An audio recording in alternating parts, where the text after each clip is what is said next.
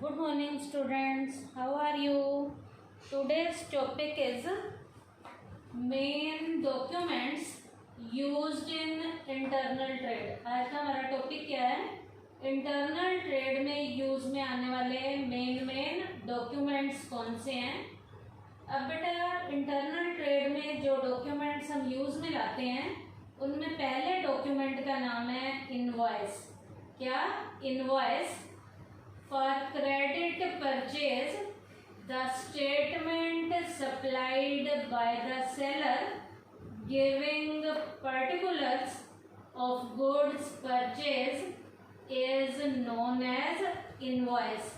बेटा credit purchase के लिए, क्रेडिट लेवल की परचेज के लिए जो स्टेटमेंट जारी की जाती है, क्रेडिट परचेज के लिए स्टेटमेंट जो जारी की जाती है किसके द्वारा? सेलर के द्वारा, जो ये बताता है कि जो जो चीज़ें खरीदी गई हैं, जो जो चीज़ें खरीदी गई हैं उनके मेन पर्टिकुलर्स क्या हैं, उसे हम किसका नाम देते हैं? इनवॉइस का नाम देते हैं. फिर से सुन लीजिए, इनवॉइस क्या है?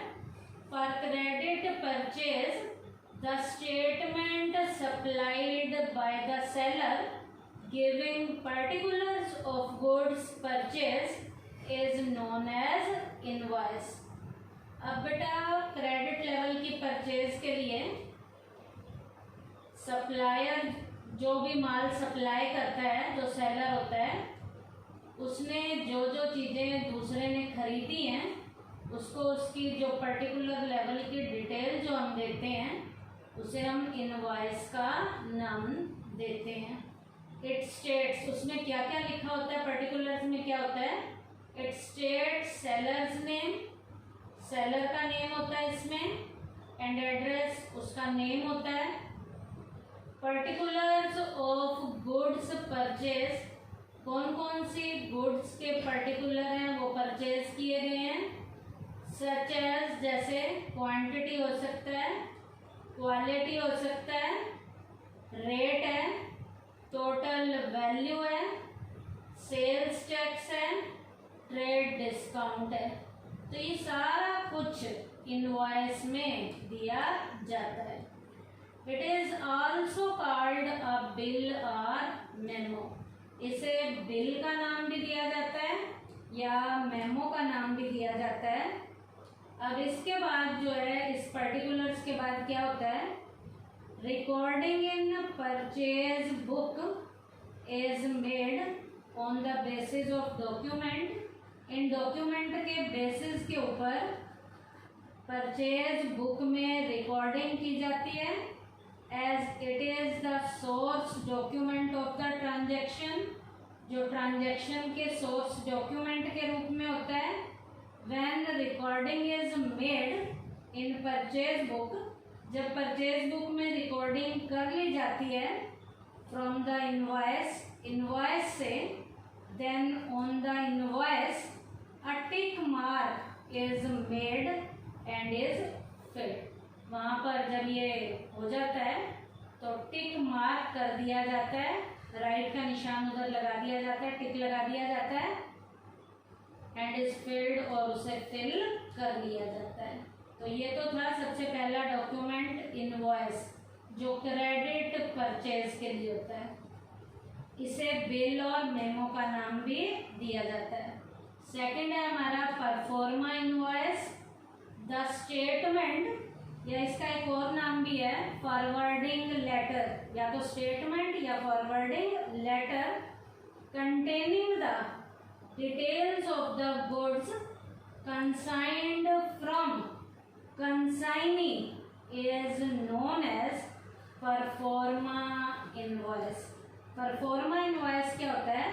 एक स्टेटमेंट होता है या एक फॉरवर्डिंग लेटर होता है जिसके अंदर बेटा गुड्स की डिटेल होती है, जो गुड्स के बारे में कंसाइनी से, जो गुड्स के बारे में क्या क्या गुड्स कंसाइन की गई हैं वो कंसाइन से कंसाइनी की तरफ जब जाता है कंसाइनर से कंसाइनी की तरफ जब जाता है, जिसमें गुड्स की पूरी डिटेल होती है, एक लेटर होता है, एक स्टेटमेंट होती है, जिसे हम क्या कहते हैं, परफॉर्मा इनवॉइस कहते हैं। फिर से सुन लीजिए, स्टेटमेंट या forwarding letter containing the details of the goods consigned from consigner to consignee।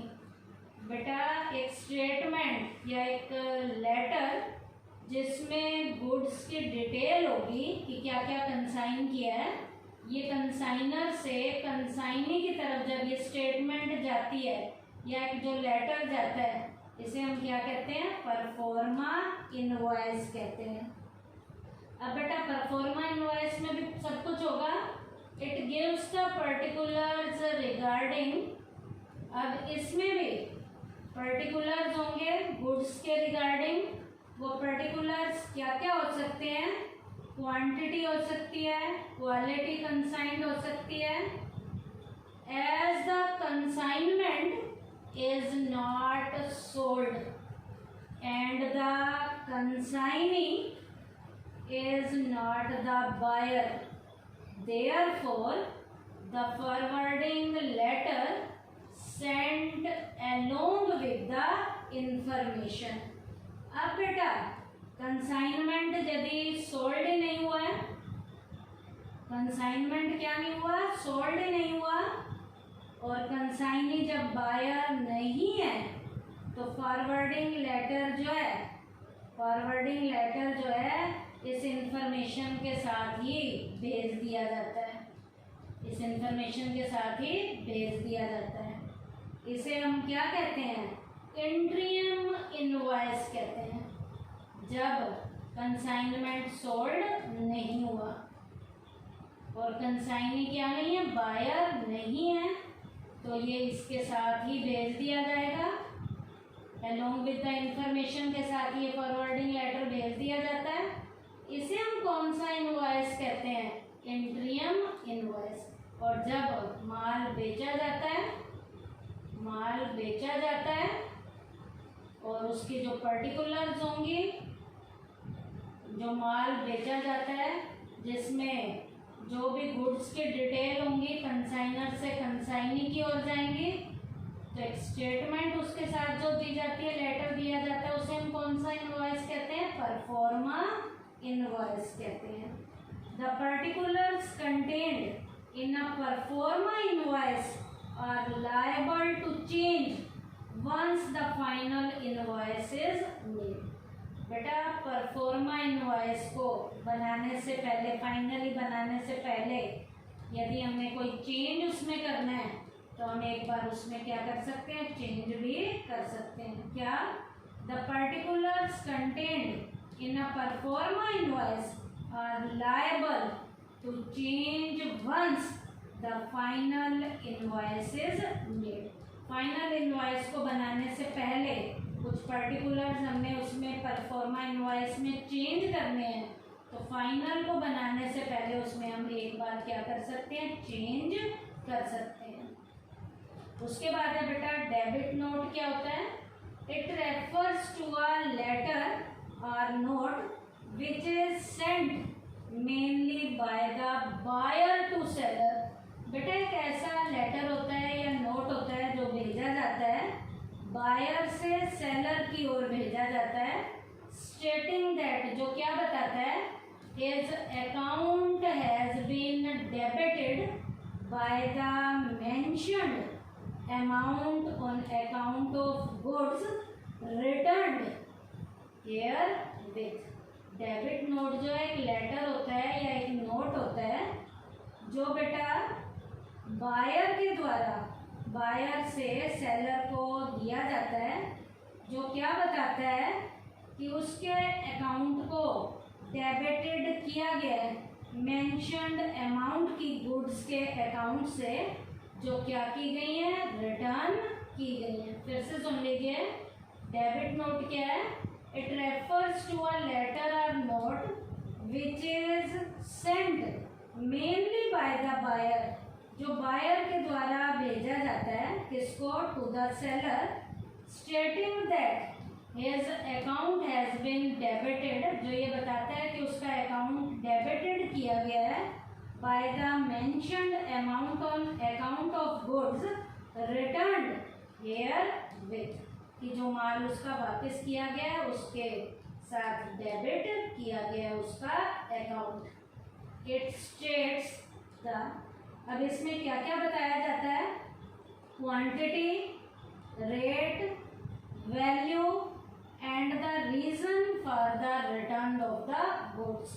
इसमें जो माल वापस किया गया, वापस करने का रीजन होगा, जो माल वापस किया गया उसकी क्वांटिटी क्या है, उसका रेट क्या है, उसकी वैल्यू क्या है।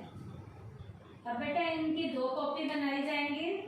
2 copies of debit note are prepared, debit note की 2 कॉपी बनाई जाएंगी, out of which 1 is send to the seller. अब उन 2 में से एक को तो सेलर को भेज दिया जाता है विद द इंफॉर्मेशन के साथ that his account has been debited, कि उसका अकाउंट डेबिट किया गया बाय द सेड अमाउंट, कितने अमाउंट के साथ, and second copy is kept in the office for future reference. एक कॉपी जो ऑफिस में रख ली जाएगी ताकि इन फ्यूचर में कभी किसी रेफरेंस के लिए ज़रूरत पड़े तो उसका यूज़ किया जा सके। फिर से सुन लीजिए, डेबिट नोट की 2 कॉपी बनाई जाएंगी, एक कॉपी तो सेलर को दे दी जाएगी कि कितने के साथ जो है कौन सा माल, कितनी क्वांटिटी का, किस रेट का, किस वैल्यू का है वो वापस किया गया है जितने अमाउंट के साथ, तो सेलर को एक दे दी जाती है। दूसरी जो कॉपी जो है ऑफिस में रख ली जाती है कि कभी इन फ्यूचर इसकी रेफरेंस पड़े, इसकी ज़रूरत पड़े तो उसका यूज़ कर लिया जाए। तो ये तो था डेबिट नोट। उसके बाद है क्रेडिट नोट। क्रेडिट नोट क्या है? It refers to a letter or note which is sent by the seller to buyer. वो बायर टू सेलर था, ये क्या है? सेलर टू बायर है। स्टेटिंग दैट, जिसमें क्या बताया जाता है? His account has been credited, कि उसका अकाउंट क्रेडिट किया गया है बाय द मेंशन्ड अमाउंट, जो मेंशन्ड अमाउंट है, on the acceptance of his claim, कि उसके क्लेम को एक्सेप्ट कर लिया गया है, about the goods returned by him, कि उसके द्वारा क्या माल जो है वापस किया गया, क्या एक्सेप्ट किया गया। ये जो है क्रेडिट नोट होता है जो कहाँ से कहाँ भेजा जाता है? It is sent by the seller to the buyer, ये सेलर से बायर की ओर भेजा जाता है। क्या? That his account has been credited by the mentioned amount on account of acceptance, on account of acceptance of his claim about the goods returned by him। अब बेटा इसकी भी कॉपी बनानी है हमने। Credit note is prepared as duplicate, इसकी भी 2 copy बनाई जाएंगी। 1 copy is send to the buyer, एक कॉपी बायर को भेज दी जाती है, and 1 is kept in the office, एक जो है ऑफिस में रख ली जाती है। इन फ्यूचर कभी इसकी ज़रूरत पड़े तो इसका क्या किया जा सके? यूज़ किया जा सके। तो ये था क्रेडिट नोट। उसके बाद है लॉरी रिसिप्ट। लॉरी की रिसिप्ट का क्या मतलब होता है? माल को एक जगह से दूसरी जगह ले जाने के लिए जो खर्चे किए जाते हैं। It refers to a receipt issued by the transport company, transport company के द्वारा इशू की गई है for goods accepted, for goods accepted by it for sending from one place to another। ये ट्रांसपोर्ट कंपनी के द्वारा इशू की गई एक रिसिप्ट होती है जिसे जो है ट्रांसपोर्ट कंपनी इशू करती है कि कौन सा माल, कितना माल एक जगह से दूसरी जगह तक भेजने के लिए क्या किया गया, एक्सेप्ट किया गया। It is also known as, इसका एक और नाम भी है, क्या कहते हैं इसे? हम इसे ट्रांसपोर्ट रिसिप्ट भी कहते हैं या इसे बिल्टी भी कहते हैं। ट्रांसपोर्ट रिसिप्ट भी इसका एक नाम है और बिल्टी भी इसका नाम है। तो ये कौन सी रिसिप्ट है? लॉरी रिसिप्ट, जिसे इशू किसके द्वारा किया जाता है? ट्रांसपोर्ट की कंपनी के द्वारा इशू किया जाता है। क्या? For goods accepted it, for goods accepted it for sending from one place to another, कि कौन सी गुड्स को उसके द्वारा एक्सेप्ट किया गया एक जगह से दूसरी जगह भेजने के लिए। इसे ट्रांसपोर्ट रिसिप्ट भी कहते हैं या बिल्टी भी कहते हैं। उसके बाद रेलवे रिसिप्ट, ये क्या है? It refers to a receipt, ये एक ऐसी रिसिप्ट है issued by the railway for goods accepted by it for sending from one station to another. बेटा ये रेलवे रिसिप्ट है, रेलवे के द्वारा इशू की जाने वाली रिसिप्ट है, जिसमें वो बताएगा कि कितना माल उसके द्वारा एक्सेप्ट किया गया है एक स्टेशन से दूसरे स्टेशन पर भेजने के लिए। तो इस रिसिप्ट को जो रेलवे के द्वारा इशू की जाती है कि कितना माल जो है उसने एक्सेप्ट किया है एक स्टेशन से दूसरे स्टेशन पर भेजने के लिए, तो उस रिसिप्ट को हम कौन से रिसिप्ट कहते हैं? रेलवे रिसिप्ट कहते हैं। तो इंटरनल ट्रेड के डॉक्यूमेंट्स में कौन कौन से थे? Invoice, proforma invoice, debit note, credit note, lorry receipt, railway receipt. अब बेटा इंटरनल लेवल के ट्रेड के टर्म्स क्या क्या हैं जो हम यूज में लाते हैं? फर्स्ट है cash on delivery. Cash on delivery ये क्या है? It refers to a type of transaction in which payment for goods और services is made at the time of delivery. बेटा यहाँ पर डिलीवरी के टाइम पे यहाँ पर क्या की जाती है? डिलीवरी के टाइम पे पेमेंट की जाती है। ये ऐसे ट्रांजैक्शंस हैं कि डिलीवरी के टाइम क्या की जाती है? पेमेंट। जैसे डिलीवरी होगी वैसे ही पेमेंट की जाएगी। If the buyer is unable to make payment when the goods and services are delivered then it will be return to the seller. अब बेटा वो पेमेंट नहीं करता तो माल दोबारा से भेज दिया जाता है, वापस कर दिया जाता है।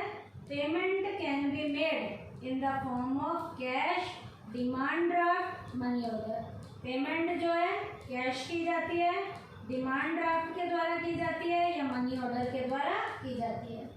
सेकंड है बेटा हमारा फ्री ऑन बोर्ड या फ्री ऑन रेल। दूसरा क्या है हमारे टर्म जो यूज में लाते हैं? फ्री ऑन बोर्ड या free on rail. It refers to a contract between the seller and the buyer. ये सेलर और बायर के बीच का एक कॉन्ट्रैक्ट है in which all the expenses up to the point of delivery to a carrier. Delivery के point तक के जितने एक्सपेंस किए जाते हैं are to be borne by the seller, जो सेलर के द्वारा किए जाते हैं। The ownership in the goods passes from the seller to the buyer upon delivery। अब बेटा जब माल की डिलीवरी हो जाएगी सेलर से बायर की ओर, by the former to the carrier, then the carrier acts as an agent of the buyer। तब यहाँ पर वो कैरियर जो है वो बायर के लिए एक एजेंट के रूप में क्या करेगा? काम करेगा। तो ये था फ्री ऑन बोर्ड या फ्री ऑन रेल। फिर से सुन लीजिए क्या है? It refers to a contract. ये कॉन्ट्रैक्ट है between the seller and the buyer in which all the expenses up to the point of delivery in a carrier. It may be a ship, ship का किराया हो सकता है, ये rail का हो सकता है, लॉरी का हो सकता है, are to be borne by the seller. जो किसके द्वारा किए जाते हैं? सेलर के द्वारा किए जाते हैं जब तक माल जो है खरीदार के पास नहीं पहुंचता। The ownership in the goods passes from the seller to buyer upon delivery by the former to the carrier. Then the carrier acts as an agent of the buyer। उसके बाद है बेटा थर्ड जो टर्म है उसका नाम है CIF। C का मतलब कॉस्ट है, I का मतलब है इंश्योरेंस है, F का मतलब क्रिएट है। कॉस्ट, इंश्योरेंस और क्रिएट ये क्या है? It refers to that term used in the trade transactions। ये एक ऐसी टर्म है जो ट्रेड के ट्रांजेक्शन्स में यूज में लाई जाती है। In which the price of the goods includes not only the cost of goods but also the insurance and freight charges payable on the goods। कि गुड्स की कीमत में उसकी कीमत के अलावा क्या क्या होते हैं? इंश्योरेंस भी होता है और किराया भाड़ा भी उसमें क्या किया जाता है? शामिल किया जाता है। उसके बाद है last error and omission accepted. ये क्या है term? It refers to that term which is used in trade document to say that mistakes and things that have been forgotten should be taken into account.